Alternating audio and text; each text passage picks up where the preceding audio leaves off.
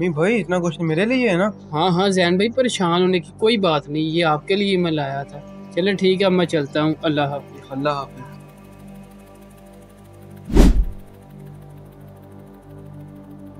जी बस ये एक शॉप रह गया, हम इंशाल्लाह शफाक भाई के घर दे के जी वापस चलेंगे इंशाल्लाह। समी भाई इधर आओ।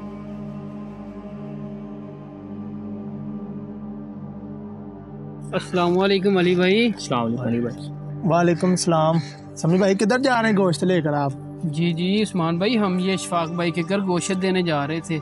समी भाई शफाक को गोश्त देने जा रहे हैं आप? अपने स्टैंडर्ड के बंदे को गोश्त दिया करो यार। उस्मान भाई मुझे पता आप कहाँ से बात कर रहे हैं, आपको शर्म तो नहीं आती? आप अपने छोटे गरीब भाई को गोश्त ही नहीं दे के आए कुर्बानी का।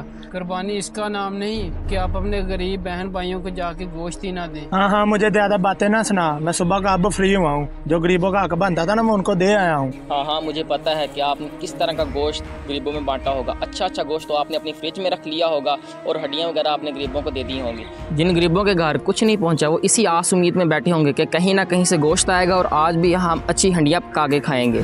कुर्बानी के हवाले से हमारे प्यारे आका सल्लल्लाहु ताला अलैहि वसल्लम ने इरशाद फरमाया कि हमारे बाप हज़रत इब्राहीम अलैहिस्सलाम की सुन्नत है और कुर्बानी के जानवर के ऊपर जो बाल होते हैं अल्लाह ताला हर एक बाल के बदले में उस बंदे को नेकी अता फरमाता है। और उस्मान भाई, आप जिन अमीरों के घर गोश्त दे के आए होगे ना, उन्होंने सिर्फ आपका शुक्रिया ही अदा किया होगा।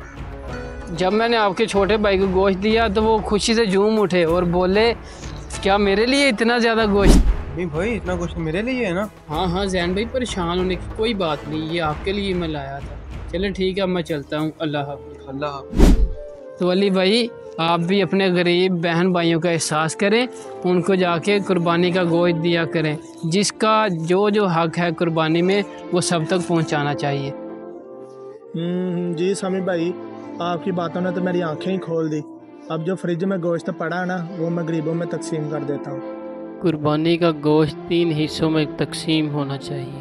पहला हिस्सा मोहताज और गरीबों का, दूसरा हिस्सा अपने प्यारों का, तीसरा हिस्सा अपने लिए। तो दोस्तों, इस वीडियो को ज़्यादा से ज़्यादा शेयर करें, क्या पता किसी की इस्लाह हो जाए, और गरीबों तक उनका हक ज़रूर पहुँचाइए। जज़ाकल्लाह।